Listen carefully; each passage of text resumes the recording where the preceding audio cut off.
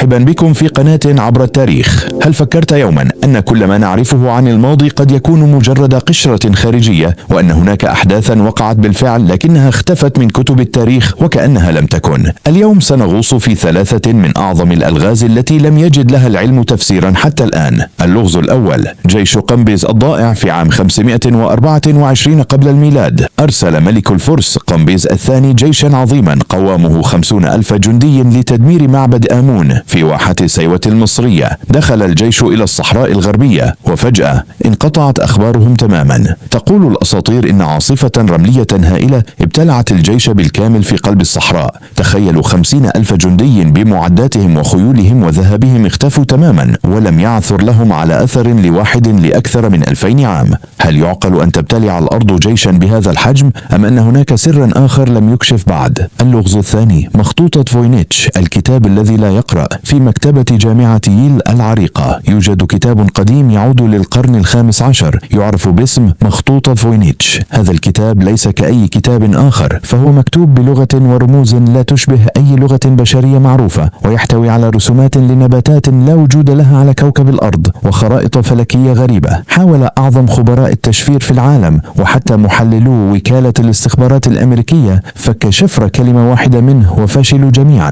هل هو رسالة من حضارة مفقودة؟ مجرد خدعة عبقرية هدفها إثارة الحيرة عبر القرون؟ اللغز الثالث: إمبراطورية تارتاريا المفقودة. إذا نظرت إلى الخرائط القديمة من القرن ال18 وما قبله ستجد اسم إمبراطورية ضخمة تدعى تارتاريا، كانت تغطي معظم قارة آسيا وروسيا، ولكن الغريب هو أن هذه الإمبراطورية اختفت تماما من المناهج الدراسية ومن ذاكرة التاريخ الحديث. يتحدث البعض عن نظرية فيضان الطين التي دمرت معالمها، ويدعي آخرون أنها كانت حضارة متقدمة تكنولوجيا تم مسح أثرها عمدا من قبل القوى العظمى لتغيير مسار التاريخ. لغز تارتاريا يطرح السؤال الأهم: هل التاريخ الذي ندرسه اليوم هو الحقيقة فعلا، أم أنه التاريخ الذي أرادوا لنا أن نعرفه فقط؟ التاريخ مليء بالثغرات والقصص التي تنتظر من يكتشفها. أي لغز من هذه الثلاثة أثار فضولكم أكثر؟ وهل تعتقدون أن هناك حقائق أخرى مخفية عنا؟ شاركونا آراءكم في التعليقات، ولا تنسوا الاشتراك في قناة عبر التاريخ لنستمر في كشف أسرار الماضي.